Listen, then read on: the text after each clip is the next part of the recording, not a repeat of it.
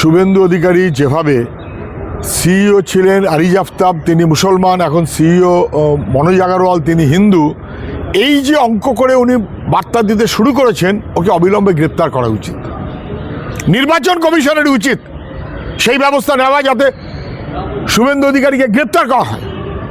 বেআইনি অসভ্যের মতন কাজ এবং নির্বাচন কমিশনের নিরপেক্ষতাকে ধর্মের বিচারে ভাগ করে দেওয়া, তার মতন যে মনোভাব, এটার চাইতে চূড়ান্ত নিন্দনীয় আর কিছু হতে পারে না। এটা চূড়ান্ত হবে অসংসদীয়, অসাংবিধানিক এবং আমাদের সমস্ত রীতিনীতির বিরুদ্ধে।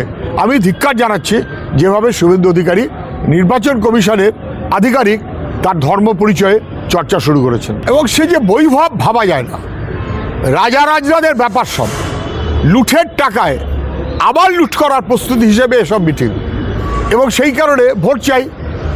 অতএব কিছু বাড়তি কথা আবার বলে আসলে তো 15 বছর ধরে করেননি কেন? 15 বছর ধরে তো পিসি মুখ্যমন্ত্রী, 15 বছর ধরে করেননি, এখন 15 বছর পরে মনে পড়েছে ভোট এসে গেছে বলে ভোটের জন্য যেমন তৃণমূল চলে, ভোটের জন্য এবার বিজেপির নেতারা তারাও চলবেন। মানুষ, গরিব মানুষ, তার পাশে দাঁড়ানো এই রাজনীতি, এই করার যোগ্যতা বিজেপি তৃণমূলের নেই। ওটার জন্য ধক লাগে বামপন্থার। পাঁচালি সরানো তৃণমূলেরও কাজ না, বিজেপিরও কাজ না। কাজ মানুষকে ভরসা দেওয়া। স্কুল লেখাপড়া বন্ধ, যুবক কাজ নেই, পরিযায়ী শ্রমিক, আইনের শাসন নেই। এই যে ভয়াবহ ব্যবস্থা চলছে, এর বিরুদ্ধে যে রুখে দাঁড়াতে হবে সেই যোগ্যতা তৃণমূলেরও নেই, বিজেপিরও নেই। তারা ধার করে পারস্পরিক পাঁচালি পড়ছেন। এসআইআর যদি নির্ভুল ভোটার তালিকা হয় তাহলে কোনো অসুবিধা নেই, কিন্তু এসআইআর মানে আসলে হয়রানি করব, আসলে নাগরিকত্বের সঙ্গে মেলাবো, আসলে ভয় দেখাবো বিজেপির যাতে সুবিধে হয়, এই মনোভাবে বিজেপি যেহেতু চলতে চায়, সেই কারণে তো ভয় দেখাবার রাজনীতি যেমন বিজেপি করে তেমন আরএসএসের ইন্ধনে তৃণমূলও করে। ফলে কে বেশি ভয় দেখাতে পারবে? তৃণমূলও ভয় দেখাতে চায় বিএলওকে, বিজেপিও ভয় দেখাতে চায় বিএলওকে। এই এতদিন চলেছে, এখন হিয়ারিংয়ের লাইনে দাঁড় করিয়েছে কে? অতএব বিজেপিকে ভোটের লাইনে আউট করো, এই রকম মনোভাব। অর্থাৎ এসআইআরে মানুষের কি বিপদ হচ্ছে এটা ইস্যু নয়, এসআইআরের বিপদ আপদ যাই হয় হোক, যেন বিজেপি হারিয়ে তৃণমূল অথবা তৃণমূলকে হারিয়ে বিজেপি। আর মানুষ বলছে অনুপ্রবেশকারী বলে লাইনে দাঁড় করিয়েছে তৃণমূল বিজেপি দুজনেই, বাংলার মানুষকে দাঁড়িয়ে দিয়েছে দুজনেই। এই দুজনকেই মানুষ রুখে দেবে নির্বাচনে। বিজেপিতেই তো ছিলেন দিলীপ ঘোষ, এখন অ্যাজিভ আবার বিজেপিতে নতুন করে ঢুকছেন, তার জন্য ঘরটর হচ্ছে। ওদের দলের ব্যাপার, আমাদের কোনো সাবজেক্ট না। কিন্তু দিলীপ ঘোষ নেতা হবেন কি নেতা হবেন না, মুখ খুলবেন কি মুখ বন্ধ করবেন, তো মুখ খুলতে যদি চান বিজেপি নেতাদের এত ভয় কেন? ভয় এই কারণে যে বিজেপির অনেক কীর্তি উনি যদি বাই চান্স ও নিজের স্বার্থে ফাঁস করে দেয়, ফলে ভয়ে আছে বিজেপি নেতারা। তাই দিলীপ ঘোষকে একবার মুখ খুলে আবার মুখ বন্ধ করতে বলেছে। একটা বিধানসভায় 16 জন, প্রত্যেকেই মনে করছে সে তৃণমূলের প্রার্থী হবে। ওটা 26ও হতে পারে, ওটা আপনি একটা দেখছেন, 8-10 জায়গাতে হচ্ছে, সব জায়গাতেই হচ্ছে। কেন হচ্ছে? কারণ তৃণমূলের পঞ্চায়েতের মেম্বার হওয়া মানে লুঠের লাইসেন্স। আর তৃণমূলের ভোটে যদি প্রার্থী হতে পারে বিধানসভায়, তাহলে লুঠেরা কারা কারা হবে, কারা কারা লুঠের ভাগ দেবে, সেই তালিকা তৈরি করার দায়িত্ব এমএলএর। আপনি দেখেননি টাকার বিনিময়ে এমএলএ তৃণমূলের পোস্ট বিক্রি করছে?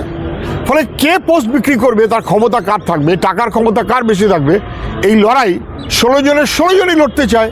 16 জনের 16 জনই বড় লুঠেরা হতে চায়। লড়াইটা লুঠেরা কে হবে তার লড়াই, বিধায়ক কে হবে তার লড়াই না।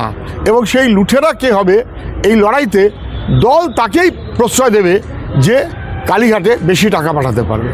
ডিজিপি বলে দিক যে আমি আবার কি অ্যাকশন নেব, আমি তো একটা কাঠের পুতুল। আমার জন্য মুখ্যমন্ত্রী রাস্তায় বিক্ষোভ করেছে, ফলে মুখ্যমন্ত্রী না বললে আমি কিছু করতে পারবো না। সবই তো তৃণমূলের খেলা। তৃণমূলের নেত্রীরা, সবচাইতে বড় নেতা নেত্রীরা, তারা বাহিনী পাঠিয়ে দিয়েছে যেন রোল অবজারভারকে হেনস্থা করা যায়, যেন তার মধ্য দিয়ে নির্বাচন কমিশনের সমগ্র আধিকারিকদের ভয় পাইয়ে দেওয়া যায়, যাতে নির্ভুল ভোটার তালিকা তৈরি করার ক্ষেত্রে বাধা তৈরি হয়। ফলে এটা তো ডিজিপির ব্যাপার নয়। কি উত্তর ডিজিপি দেবেন তিনি জানেন, ডিজিপি আছে, তার মাথায় মুখ্য সচিব আছে, তারা কি উত্তর দেবে আমি জানি না। আরাবুল বাহিনীর আজকে আক্রান্ত হয়েছে শওকত বাহিনীর হাতে। আমি বলছি এটাই তৃণমূলের পরিণতি। যতক্ষণ তাজা নেতা আরাবুল একচ্ছত্র ছিল তৃণমূলের, বিরোধীদের ওপরে যা যা ঘটনা ঘটিয়েছে, আজকে আরাবুলের মাথার ওপরে একচ্ছত্র নেতা হয়েছে শওকত। ফলে শওকতের যারা বিরোধী তারাও একই রকমভাবে আক্রান্ত হবে। তখন আরাবুলের কাছে আক্রান্ত হতো বামপন্থীরা, সাধারণ মানুষ, প্রতিবাদীরা। আর এখন তৃণমূলের মধ্যে কমপ্লিট ক্ষমতা দখলের ব্যবস্থা যদি করতে হয়, তাহলে শওকত ঠিক একই রকমভাবে কাউকে বিরোধী থাকতে দেবে না, হ্যাঁ, আরাবুলকেও দেবে না। ফলে আরাবুলের বাহিনী আজ একই রকমভাবে আক্রান্ত হচ্ছে। কালকে তৃণমূলের নেতা বদল করুক, যে শওকতের চাইতে বেশি পুলিশ সাহায্য করবে XYZ কোনো এক ইমতিয়াজকে, দেখবেন ইমতিয়াজের বাহিনী শওকতের বাহিনীকে পিটি অ্যাক্সেস করবে। লড়াইটা তোলাবাজির লড়াই, লড়াইটা ক্ষমতা দখলের লড়াই।